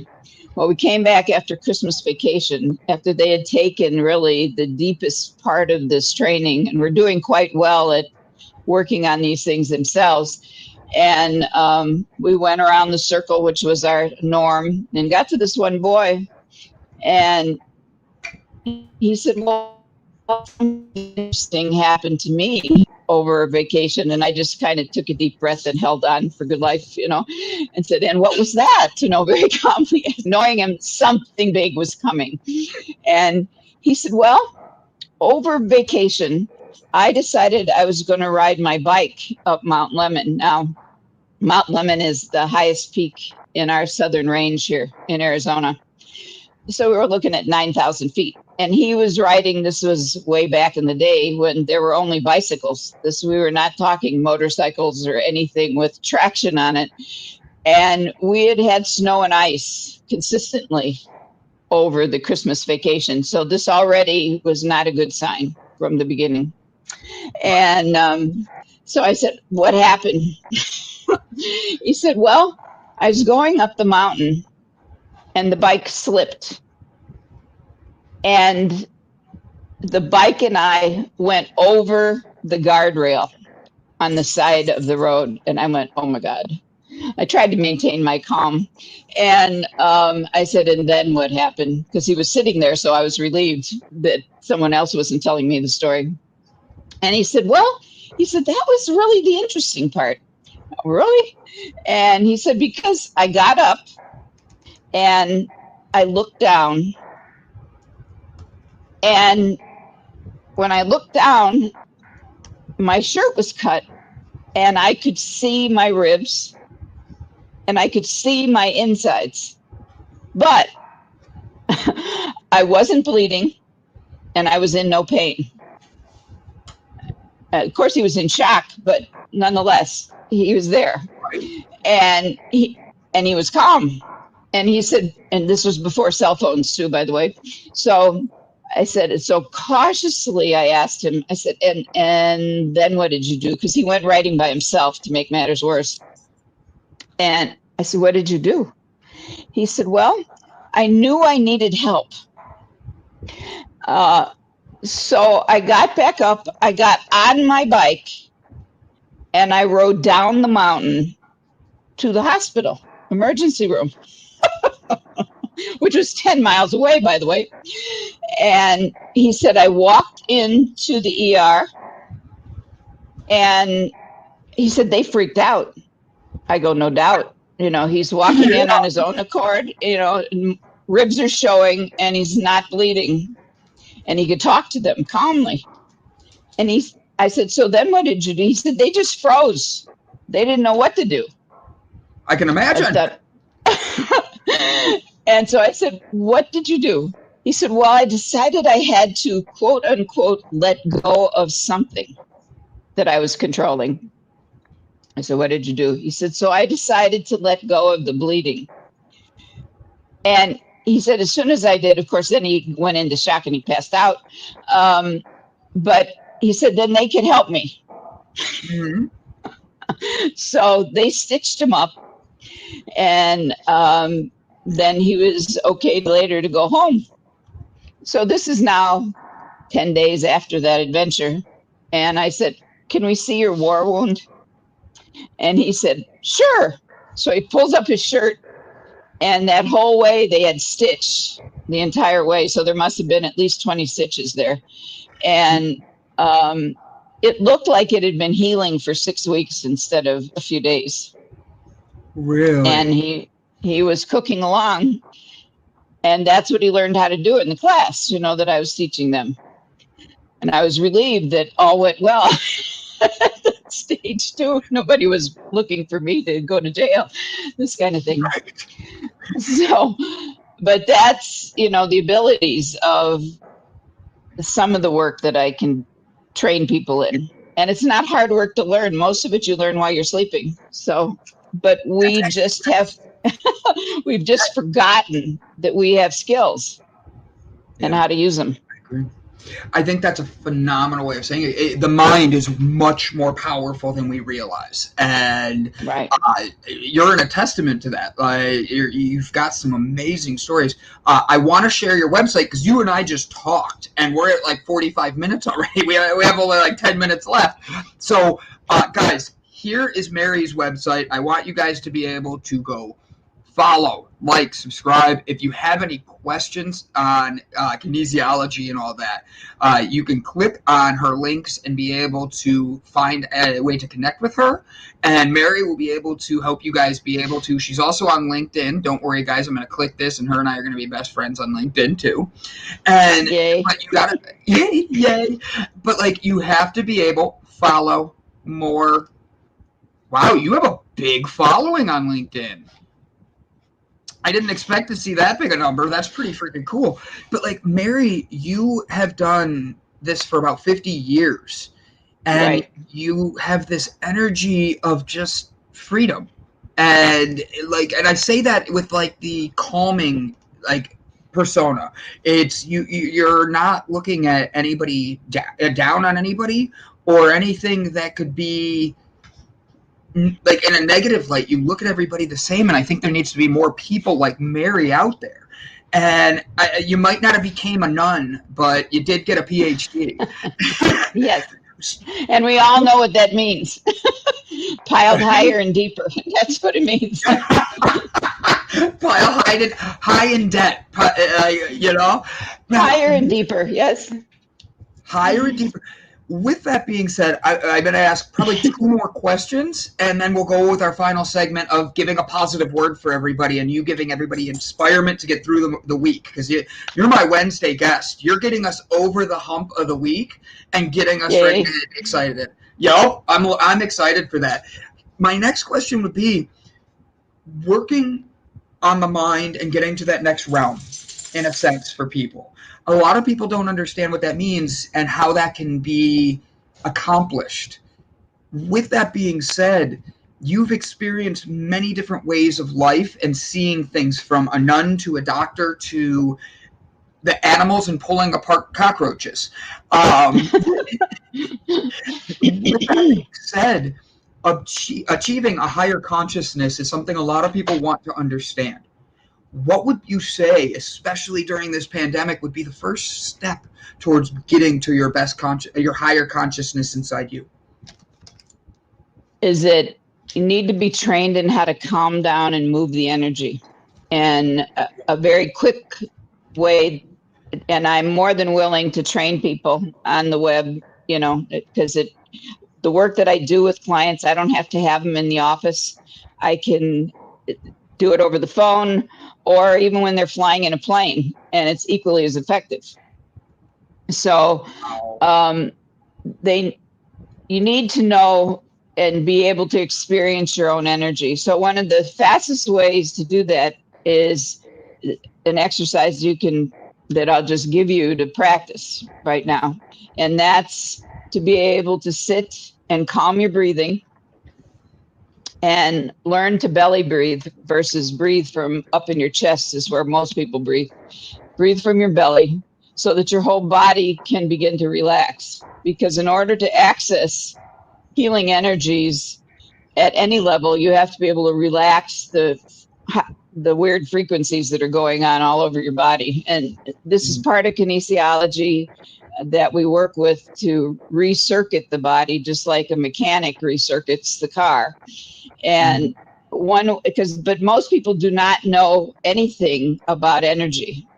They know that this person makes them mad or whatever, or we have experienced this energy, but we don't know what it is. So like if we go to a party or to some kind of an event, and we're looking over the event, and all of a sudden we kind of lock eyes on somebody that's come in. We don't physically know that person, or that we can't remember knowing that person, but we feel like we're reacting to them somehow.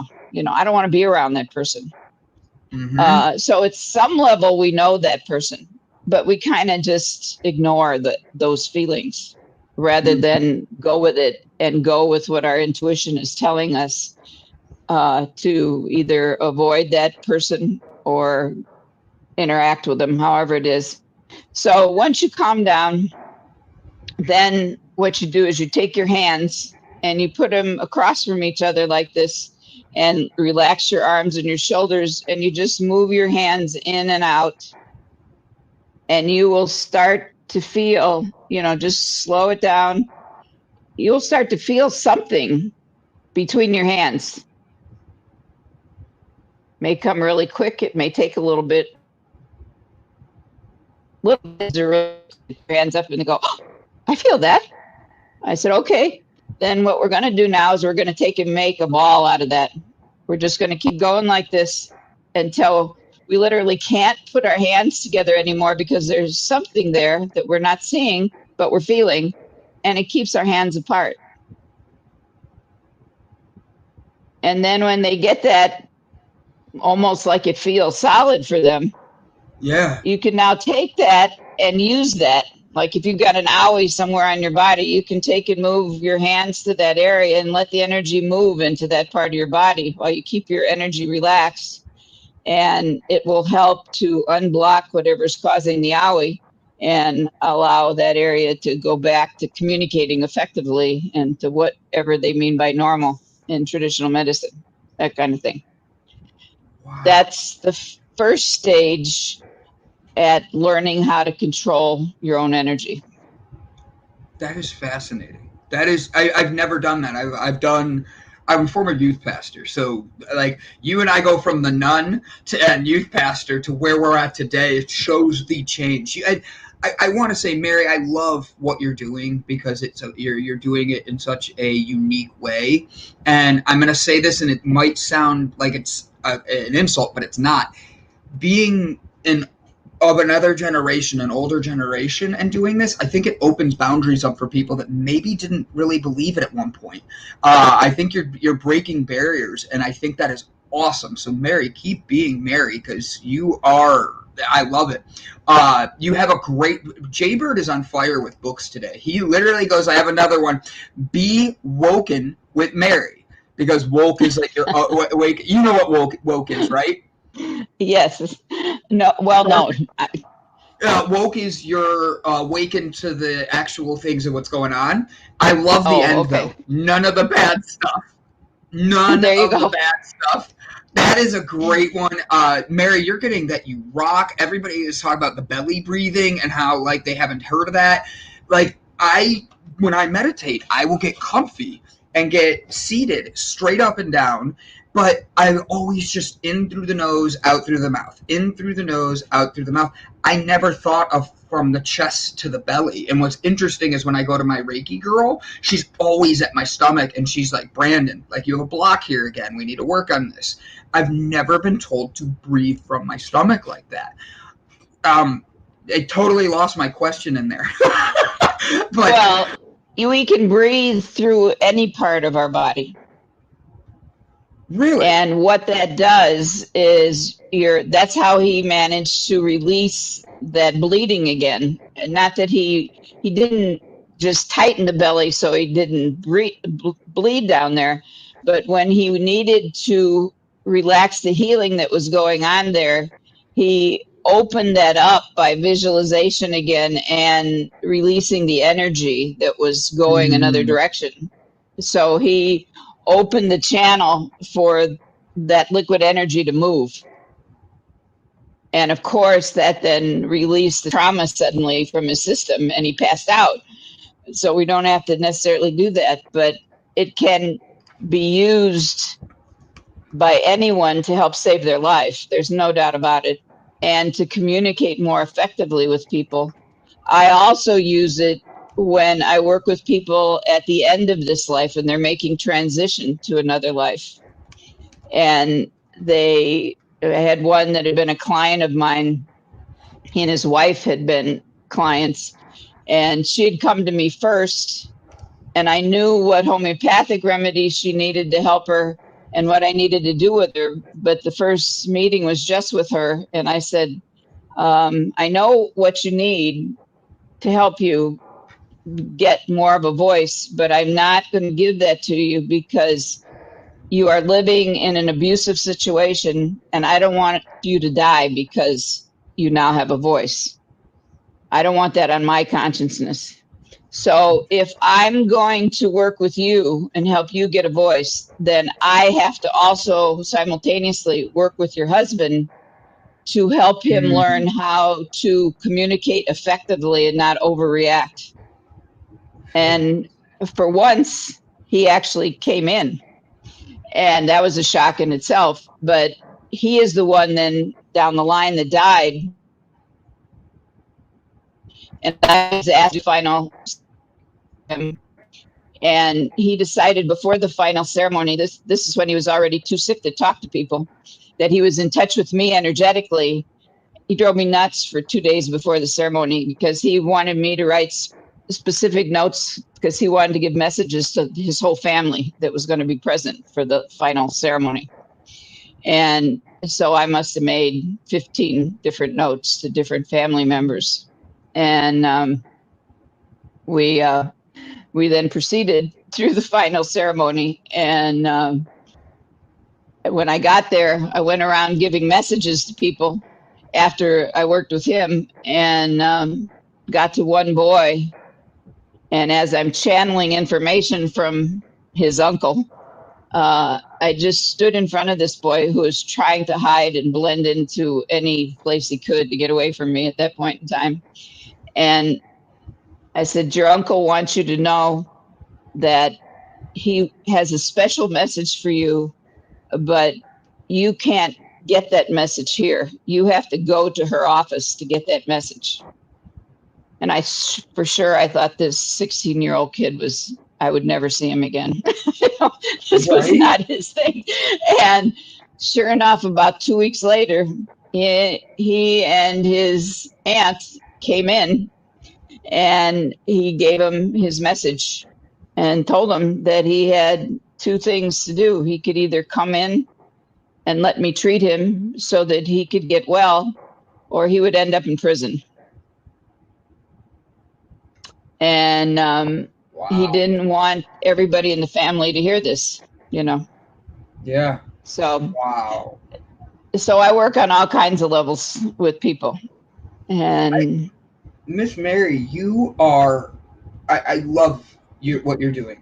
Guys, this is Miss Mary's website again. Go subscribe and send her a message if you have any questions about this. She is here to help. She wants to be able to bring the best out of you.